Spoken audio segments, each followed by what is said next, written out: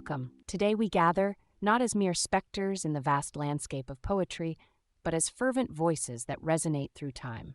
Our muse, Wallace Stevens' 13 Ways of Looking at a Blackbird, an emblem of the modernist verse. Percy, your thoughts on the ethos of this poem? Indeed, the blackbird, in its solitary grace, represents a communion with nature lost to the clamour of industrialized existence.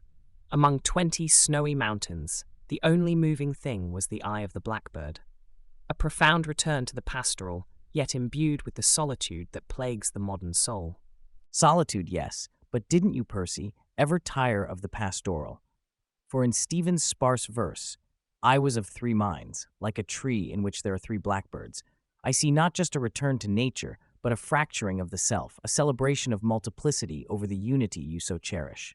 Multiplicity, indeed, a hallmark of modernism, but let us not forget the aesthetic beauty. The blackbird, a small part of the pantomime, not just nature, but art itself, performing its eternal dance before an audience too preoccupied with the drudgery of modern life to appreciate its subtlety. Too true, Oscar.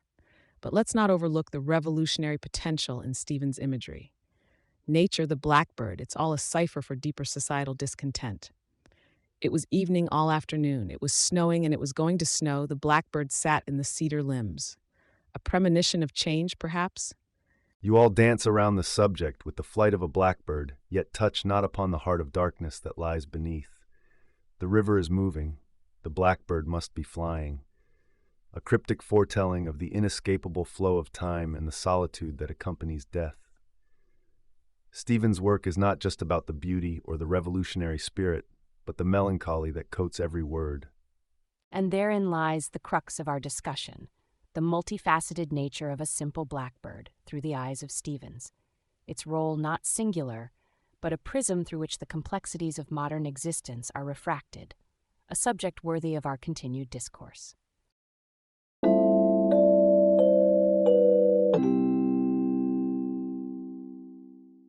Let us commence by exploring the blackbird, a creature enrobed in the mystery and allure of nature's own musings. Wallace Stevens has, in his own unique chorus, posited this bird across myriad landscapes of thought and vision. What significance, then, does this avian symbol hold within the tapestry of literature, and more keenly within our own realms of poetic inquiry? The blackbird, it's more than mere fowl. It's the spirit of nature itself, resplendent and enigmatic, a symbol of the undying beauty that thrives in the wild. Among 20 snowy mountains, the only moving thing was the eye of the blackbird.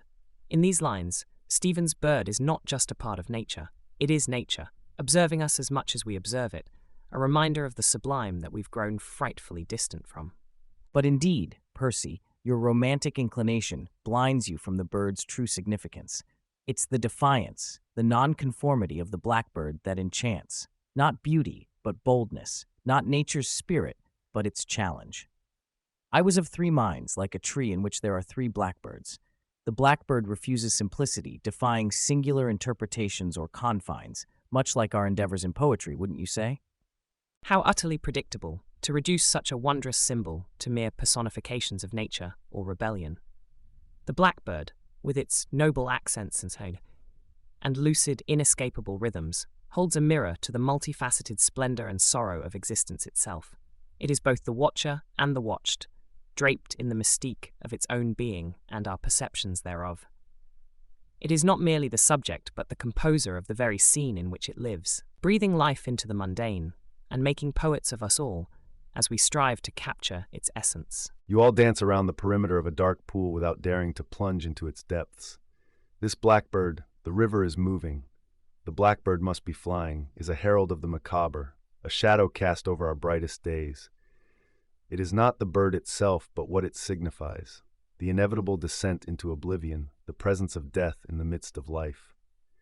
Stevens' blackbird serves as a reminder that beauty is but a fleeting distraction from our inexorable mortality.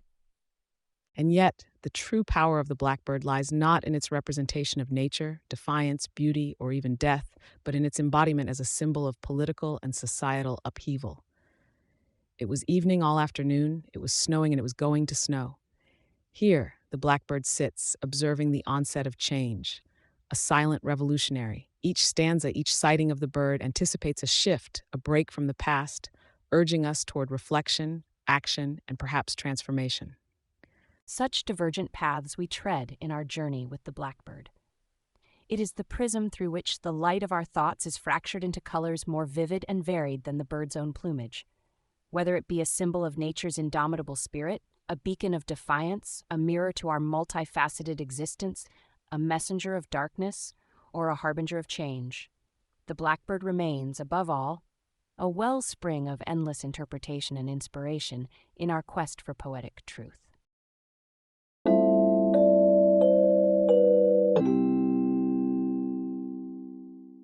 Percy, your passion for natural beauty and man's connection to it is well noted.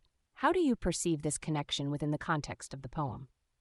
Nature, dear Emily, is not merely a backdrop for the drama of life, but an integral part of our very essence.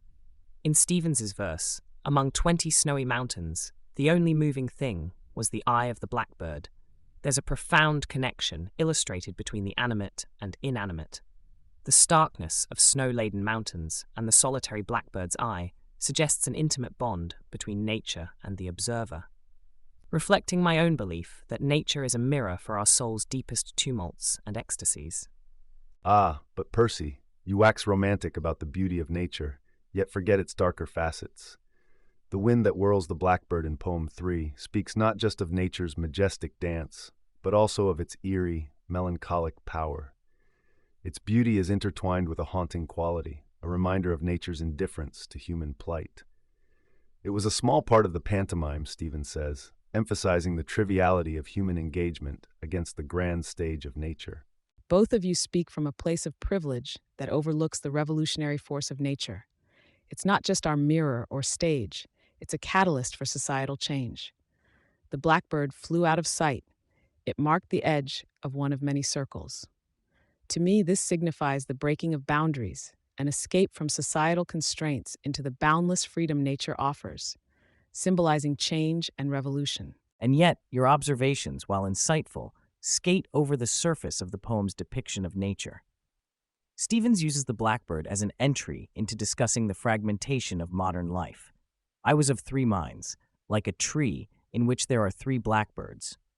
Just as nature contains multitudes, so does the human psyche, fractured and scattered like leaves upon the wind. Oh, how dreadfully serious you all are, with your talk of mirrors, melancholy, and societal chains. Stevens writes of a blackbird among 20 snowy mountains and a scene, it was evening all afternoon. These are but brushstrokes on the canvas of life, each element adding to the beauty and complexity of the tableau. Nature, in its splendor and sorrow, serves but to accentuate the glorious drama of human existence. To ignore its aesthetic charm is to miss the point entirely. Wilde, your penchant for the aesthetic overlooks the deeper truths that nature unveils.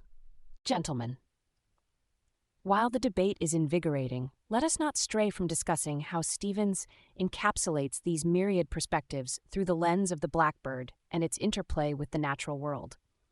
Each viewpoint, like each stanza of the poem, offers a window into the multifaceted character of nature and its indelible impact on the human condition.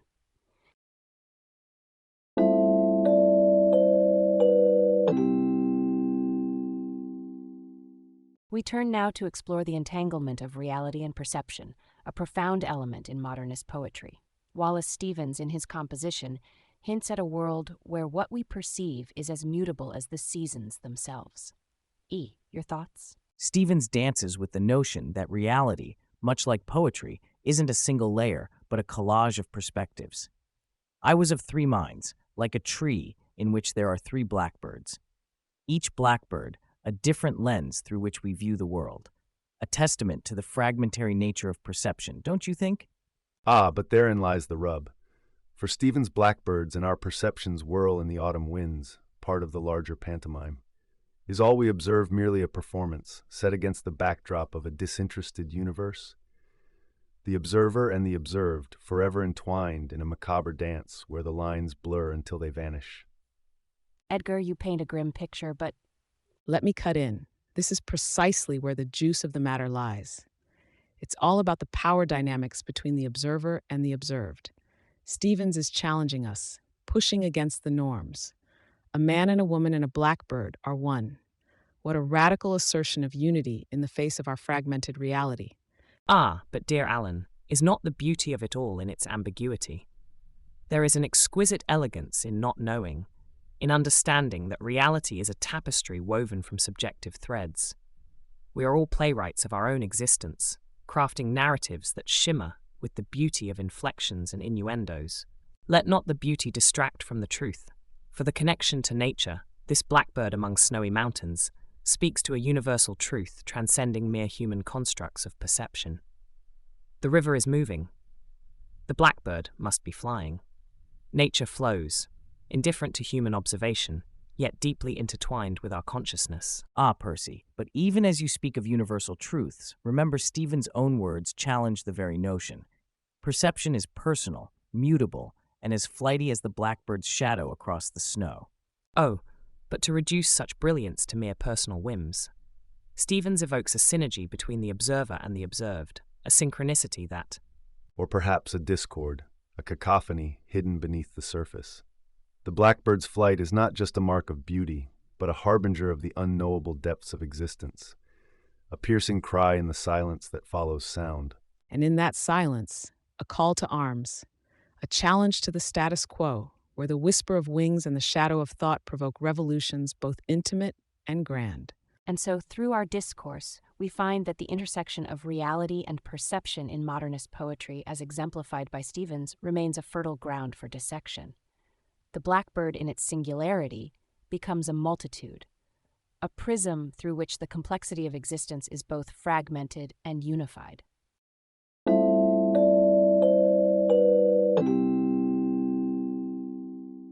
Let's dive into the imagism present in Wallace Stevens' 13 Ways of Looking at a Blackbird, its stark minimalism, yet profound impact.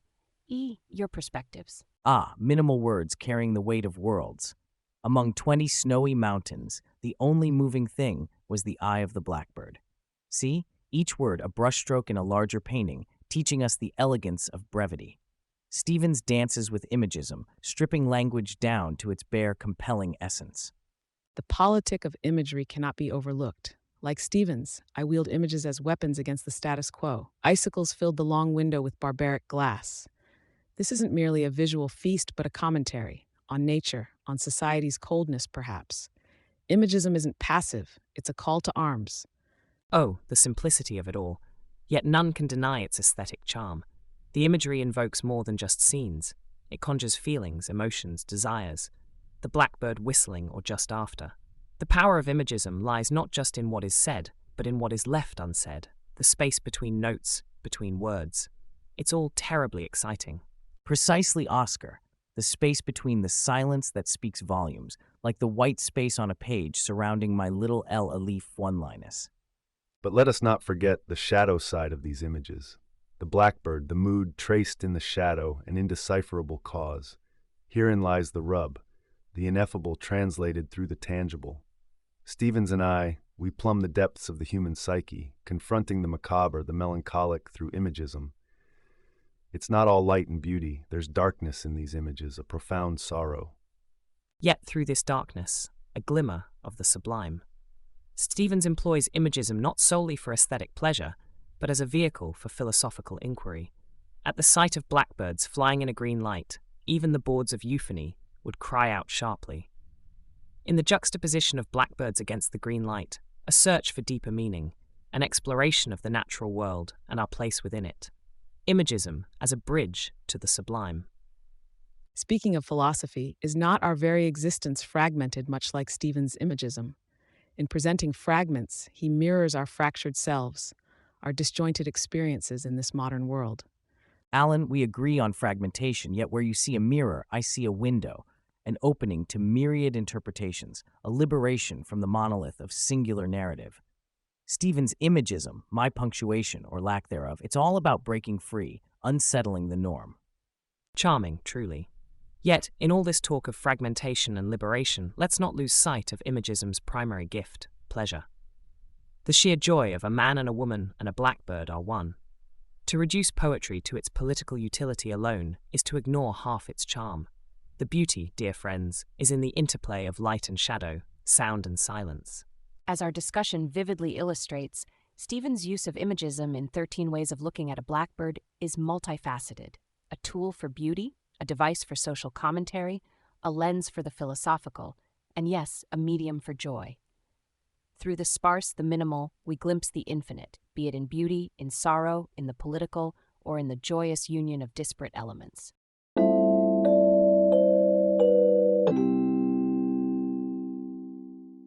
The structural integrity of 13 Ways of Looking at a Blackbird fascinates me deeply. The division into 13 parts, each a lens upon the blackbird and its environment, a reflection on the fragmentation of modern existence, or merely an aesthetic choice. An aesthetic choice, Emily? Nay, much, much more. Among 20 snowy mountains, the only moving thing was the eye of the blackbird, the stark simplicity. Stevens throws us into a vista vast and then draws our eye to the minutiae. 13 sections, like 13 different windows into the soul, each framing the blackbird, and through it, the universe. Ah, but let's not be too hasty to crown it the jewel of structural innovation. The charm of a literary puzzle indeed, but each section, while a world in its own right, sometimes sings a bit too softly. Could one not argue, I was of three minds, like a tree in which there are three blackbirds, shows a trifling indecision? Is it a treatise on the multiplicity of existence, or an indecisive poet's mind? Multiplicity of existence, Oscar, precisely. 13 ways, 13 realities. Each fragmented section is a stroke against the commodification of our experiences, a bold rejection of the monolithic narrative thrust upon us by the powers that be. It's not indecision, it's a declaration of the multifaceted nature of perception. The river is moving, the blackbird must be flying. Reality in motion, always changing, dependent on the observer's viewpoint. Yet in this dance of innovation and fragmentation, do we not risk losing the lyrical beauty of unity? A man and a woman are one. A man and a woman and a blackbird are one. Here, in the midst of division, comes a moment of profound unity. Stevens teases at a reconciliation of the fragmented self with the universe, a notion most romantic, yet scarcely realized amidst the cacophony of disjointedness. The fragmentation you all so romanticize is but the cloak of the human condition, a condition wrought with melancholia and alienation. It was evening all afternoon, it was snowing, and it was going to snow. The inevitable isolation of the blackbird in its snowy perch, is it not a mirror to our own solitude? The structural complexity, thus, becomes a narrative of despair, a map to navigate the labyrinth of the human psyche. And so the discussion becomes as fragmented as the poem itself, each viewpoint a thread in the fabric of interpretation. The structural innovation, whether it be a means to explore the multiplicity of existence, a protest against the monolithic, a lost search for unity, or a descent into melancholia, grants 13 ways of looking at a blackbird an undying relevance. Each section, a universe, each universe, a note in the symphony of human experience. In the end, it's the space between the sections where the true artistry lies. The silence that speaks. When the blackbird flew out of sight, it marked the edge of one of many circles. The unspoken, the unseen, the unwritten.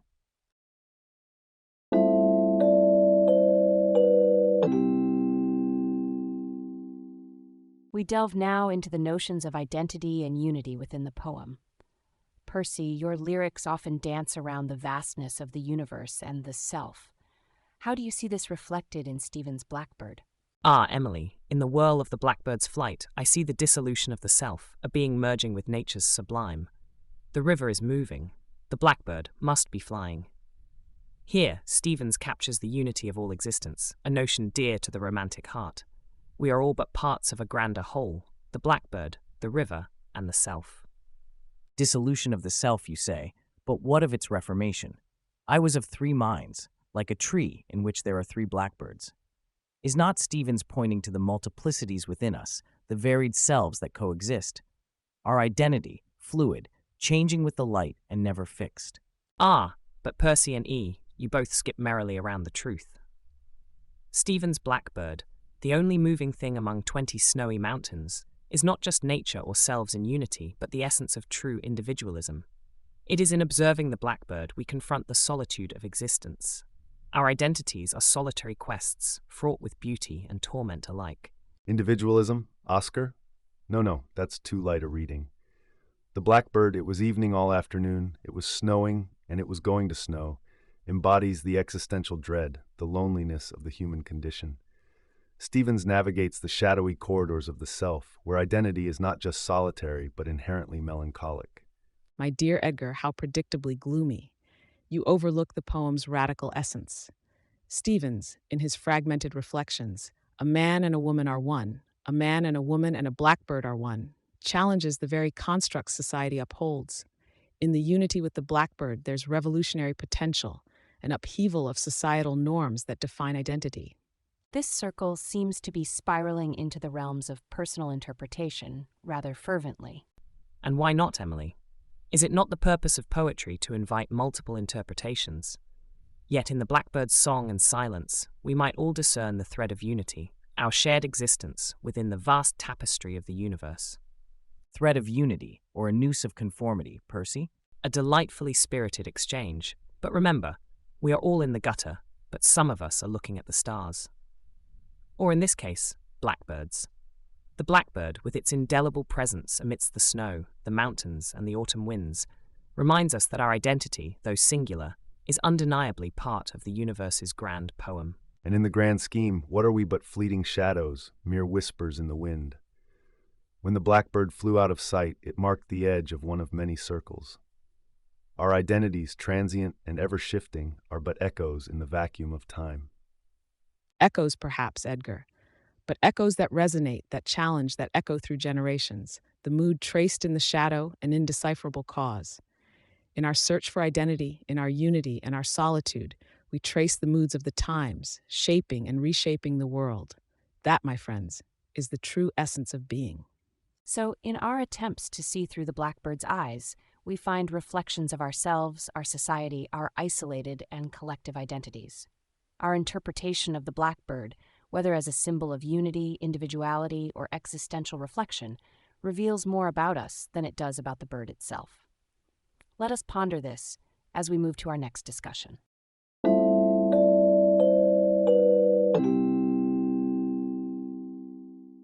Let us turn our focus to The Whisper of the East, the influence of Japanese philosophy and haiku on Western poetry. Wallace Stevens, in his 13 Ways of Looking at a Blackbird, unveils a sparse elegance, does he not? Edgar, your thoughts? Indeed, Emily. The shadows cast by these verses remind me of the starkness of a raven in moonlight. Stevens walks in the garden of the mind, much like the haiku masters of old Japan. When the blackbird flew out of sight, it marked the edge of one of many circles. Ah, but to catch the echo in a glass jar, Stevens with scant words sketches vast worlds, a feat of the compact haiku. It was evening all afternoon, it was snowing, and it was going to snow. The blackbird sat in the cedar limbs. Behold, a painting in words, a vignette of moments captured. The austerity of such verses. While I appreciate the brevity, I fear it lacks the delicious excess of life. Yet there's undeniable beauty in the simplicity, the blackbird whistling or just after. A phrase, a breath, and worlds are built and torn asunder. Simplicity, brevity, revolutionary. It's not merely adopting a form, but a profound exchange across waters. Stevens' Blackbird is as much a revolt as a poem. I know noble accents and lucid, inescapable rhythms, but I know, too, that the blackbird is involved in what I know. This, my friends, is the heart of change, wearing the guise of a blackbird. Ah, you speak of revolution, my dear Alan, yet overlook the poem's undercurrent of unity with nature, so vital in Eastern thought. Among 20 snowy mountains, the only moving thing was the eye of the blackbird. Do we not all seek that singular vision, that moment of unity? Unity or isolation. Stevens speaks of a man and a woman and a blackbird are one, yet we're ever apart, separated by the veils of our perceptions. Perhaps, like those of Nippon, Stevens seeks to bridge that chasm with but a few well-placed strokes of the pen. Percival, you've draped it in romance again. But is it not that each verse, like the humble haiku, is a doorway? The river is moving. The blackbird must be flying. A whisper of the infinite in the finite. My dear E., your delight in doorways is charming, but let us not forget the theatrics. Each word Stevens places is a stroke of paint on a canvas, and yes, it sings of the haiku's brevity, but oh, it dances with the flamboyance of a wild party. The dance of politics, of protest, lies not in excess, Oscar, but in the power of what's left unsaid, the pregnant pause, the space between the beauty of inflections or the beauty of innuendos. Indeed, the haiku's essence, its skeletal beauty, breathes through Stevens' work, offering a mirror to our fragmented selves. In seeking the blackbird's eye among snowy mountains, perhaps we seek what is unsaid, the eloquent silence shared by both poet and bird. In this silence we find the voice of the earth, the cry of humanity. It's the union with nature that Japanese poetry venerates, that Stevens whispers to us across the snow, the silence, the blackbird's flight.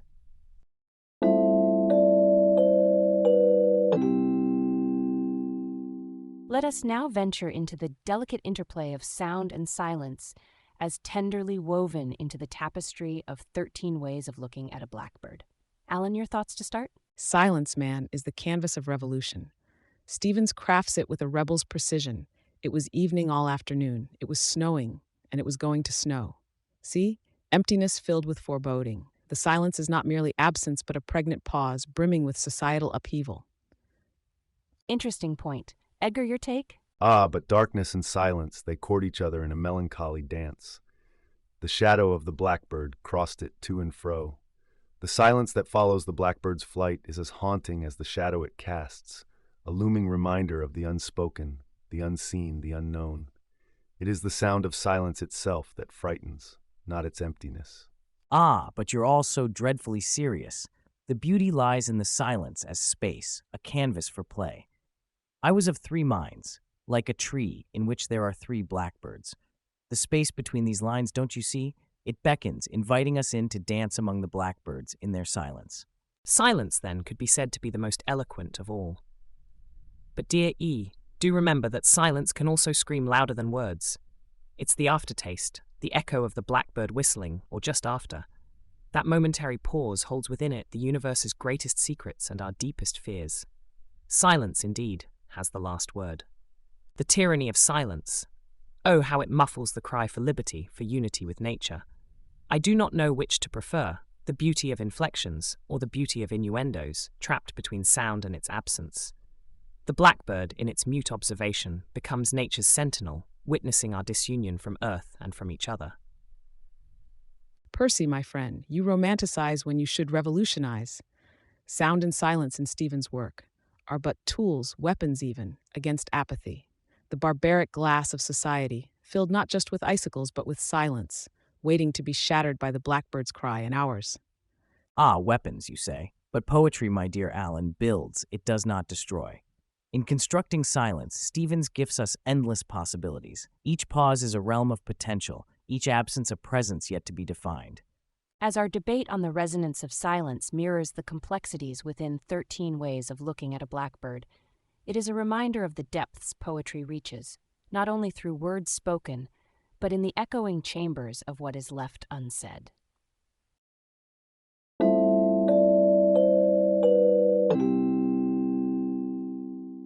Esteemed company, as we wander further into our discussion, let's ponder the flight of time within these verses. Wallace Stevens, he captures time as a many-sided prism. Wouldn't you agree? It was evening all afternoon. Ah, Emily, in time's weave there's no linear thread, just as it was snowing and it was going to snow. Time folds upon itself in Stevens' world, a playful paradox. Our lives mere instances in the eternal whirling of the blackbird. When the blackbird flew out of sight, it marked the edge of one of many circles. Time, my friends, is but a collection of moments, each its own drama, its own poem. Stevens, in his cunning, makes us all actors on this grand stage, where time is both audience and director. Circles, Oscar? No. See, the thing is, it's all about the motion. The river is moving. The blackbird must be flying. We're in constant flux, always moving, man. Time isn't a circle, it's a river, and we're swimming upstream. Every one of us against the current of the establishment. It was evening all afternoon, declares a defiance against the tyranny of conventional time. In nature, there is no clock but the sun, no calendar but the seasons. Stevens whispers to us of a time beyond the reach of pendulums and hourglasses, a cyclical tune in harmony with the universe itself. But beneath this veil of cycling time lies the shadow of a somber truth, the mood traced in the shadow, an indecipherable cause. Time carries with it not just beauty, but the melancholy of the unknown, of what has been and what is yet to come. In Stevens's Blackbird, we see the fleetingness of existence against the backdrop of eternity. Ah, but Edgar, in that shadow, in that indecipherable cause, lies the beauty of ambiguity. We're all just trying to make sense of the now, deciphering the cryptic messages delivered by the flight of the blackbird through our temporal landscape. Indeed, the present is all we own, but even that slips through our fingers like grains of sand. It marked the edge of one of many circles.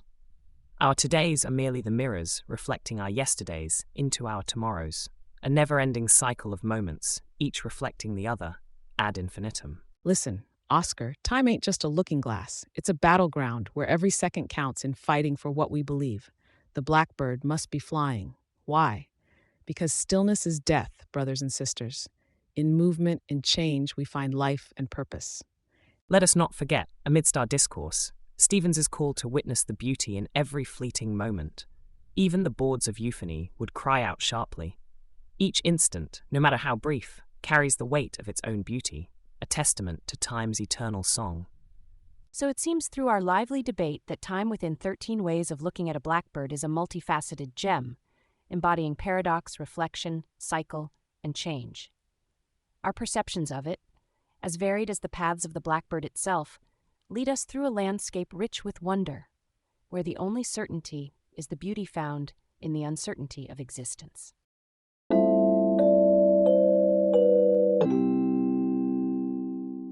Let us delve into the realm of ambiguity and open-endedness in poetry. Wallace Stevens masterfully captures this essence in 13 ways of looking at a blackbird. How do you interpret this aspect of his work? Ambiguity's the charge of the Light Brigade, an army riding on words, leading us to 1,000 interpretations. I do not know which to prefer, the beauty of inflections or the beauty of innuendos, says Stevens. Isn't it the choice not made, the path not taken, that makes the poem an infinite journey?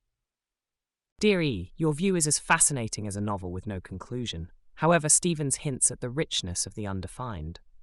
It was evening all afternoon. It was snowing, and it was going to snow. The future, much like the poem, remains a canvas unpainted, a stage unlit. Life, after all, is a series of open doors, not closed windows. And yet the blackbird whispers of mortality's inevitable shadow. When the blackbird flew out of sight, it marked the edge of one of many circles. Are we not, too, circling the inevitability of our own ends? Stevens veils this not in obscurity, but in the stark nakedness of the unanswerable. Man, you're all looking but not seeing. The blackbird, the river is moving, the blackbird must be flying. It's about action, about protest. It's not silence, but the scream against the void. Stevens isn't hiding the ball. He's lobbing it into our court, demanding a stand. Your fervor blinds you, Alan. Stevens crafts a space where the mood, traced in the shadow and indecipherable cause. It is in the indecipherable, the unknowable, that we find our truth. Not in the clamour of certainty, but in the whisper of doubts. Oh, but Percy, do you not see how the blackbird walks around the feet of the women about you? Each step, a tale untold. Each glance backward, a tale rewritten. It's the dance of the cosmos in each feather of the blackbird. The dance, the steps of which none of us truly learn. Stevens plays the Pied Piper, and we haplessly follow, seeking a tune we can hum. But the tune changes, as does life. A man and a woman and a blackbird are one. Are we not, in our essence, just as enigmatic? I was of three minds, like a tree in which there are three blackbirds. Our minds, split among the branches of choice, perception, and mortality, can never fully grasp the entirety of existence. Is this not Stevens' greatest jest, to present life as an unsolvable riddle? You're all missing the punch. Stevens' ambiguity ain't just a jest. It's a shout in the dark, a plea for understanding in a world muddled by the preposterous and the profound. We make our meanings, build our narratives from the chaos of the blackbird's flight. It seems our journey through ambiguity and open-endedness has taken us through myriad paths, much like the blackbird's flight. Unpredictable, yet profoundly significant. Each view, a facet of Stevens' prismatic lens, offers a glimpse into the complexity of life itself.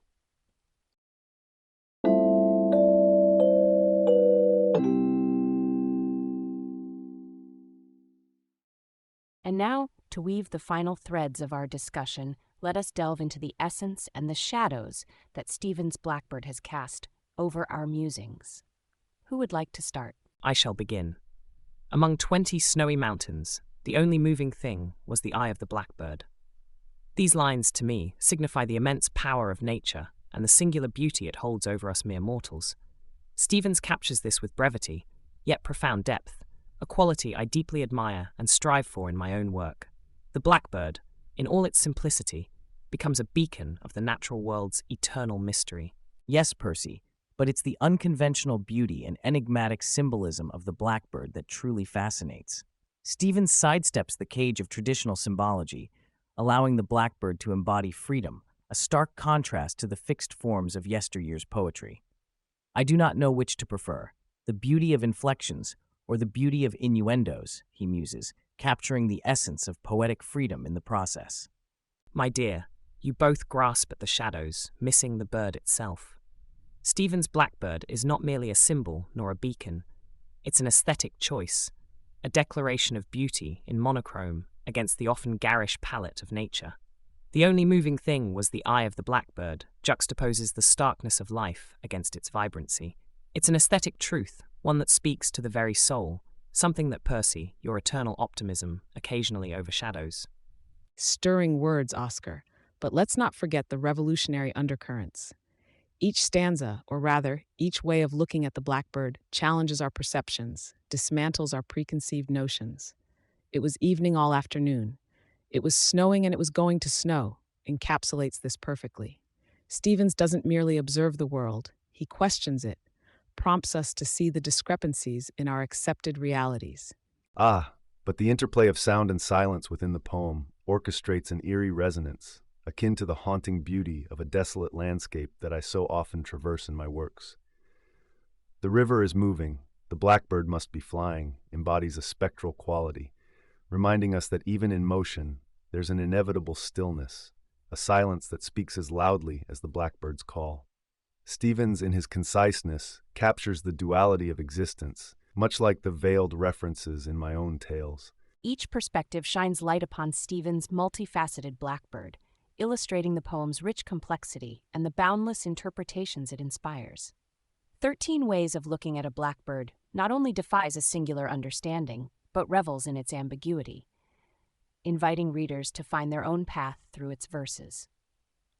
As we conclude, let us remember that poetry, much like the paths of the blackbird in flight, offers endless possibilities, a sentiment that has undeniably permeated our lively discussion today. A fitting end, Emily. But let us not be so quick to close the book. The poem, like life itself, continues beyond our discourse, echoing in the silence that follows. The blackbird sat in the cedar limbs, unbound by our interpretations, existing in splendid isolation, a master of its realm. Indeed, Oscar. In the end, the blackbird sits and we ponder, ever looking for that elusive meaning that flits just beyond our reach. Thank you, my fellow poets, for a most engaging discussion. May the blackbird's flight inspire us all to explore the uncharted territories of our own poetic endeavors.